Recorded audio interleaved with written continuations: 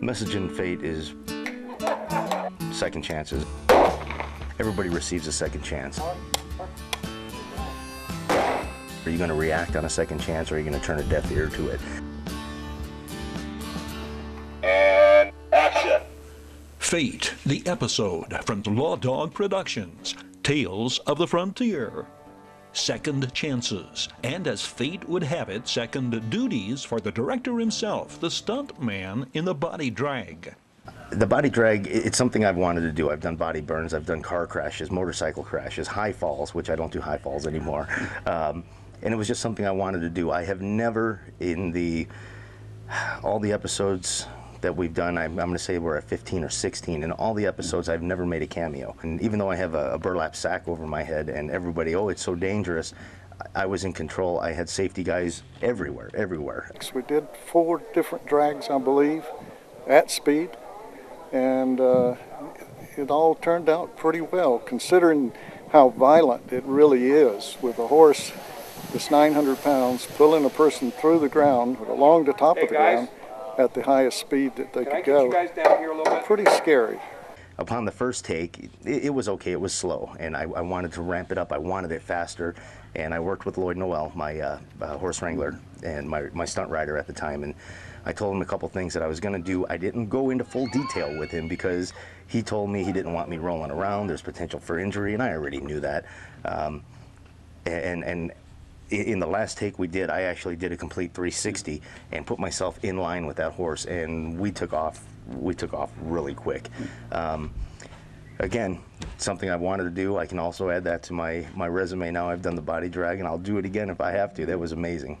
And I think you'll see it in our films as something pretty daggum exciting.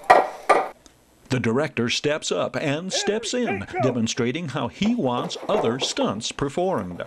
Second duties for other behind-the-scenes personnel moving on camera. First, Assistant Director James A.E. Fuentez in the role of one of the worst of the bad guys. My Assistant Director, James Fuentez, actually plays the role of Freddy the Freak. And he asked me about this, hey, can I have that role? You know, I want to really play this up. Not much. I'm pretty freaky to begin with, so it wasn't a whole lot, you know. Just kind of like get dressed and go. I really never saw his full potential of acting until he actually played the role of Freddy and made Freddy his own, and just blew me away. I thanked him for that, and he pulled me aside and said, you know what, thank you for the direction. As I've stated before, and everybody knows this, the first thing I do is I will read the script. Upon closing the script, I will go right into prayer, and my prayer is simple. It's Lord, bring me who you want, point me in the direction, allow me to contact these people. And I'm a firm believer that nobody is here by circumstance or by chance. I do believe it's all by divine intervention, hands down. Brought in Amy Jennings, and phenomenal actress, phenomenal, just a pleasure to work with. Tim Clifton is playing the lead on this as Dylan Quinn. What I really like about Tino is he knows what he wants. As a director, that's just a dream. And but he's also open to some suggestions. He was very willing to take, you know, little things as an actor, like establishing a character, having a director be willing to say, okay, yeah, let's roll with that. And also just a kindness and humor. You know, I think that's really important on set because it can get really stressful. He shoots quickly, but he gets what he needs, and so that's always that's like a dream for an actor. Paul Thomas Arnold played the role of our sheriff, and he did an amazing job, exceptional job. And I teamed him up with his deputy, which was Cameron Miller. And the two of them, I mean, on screen, they look like they've known each other for years. And basically, they met 3 days prior to us filming.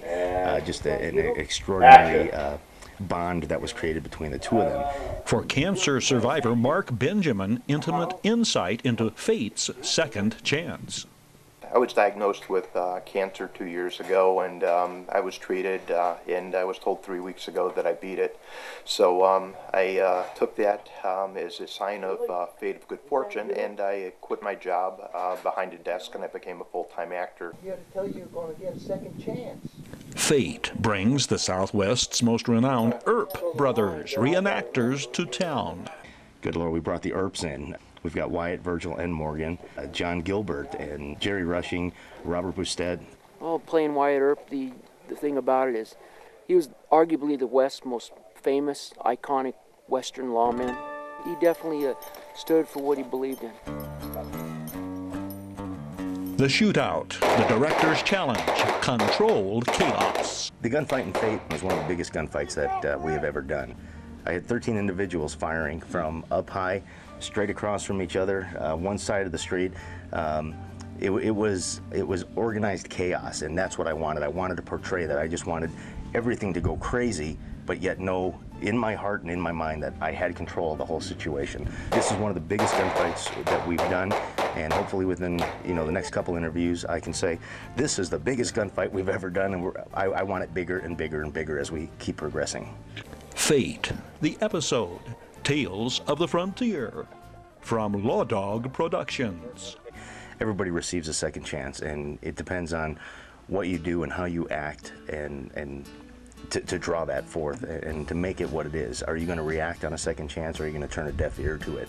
And that's the nature and the message inside of this episode, Fate.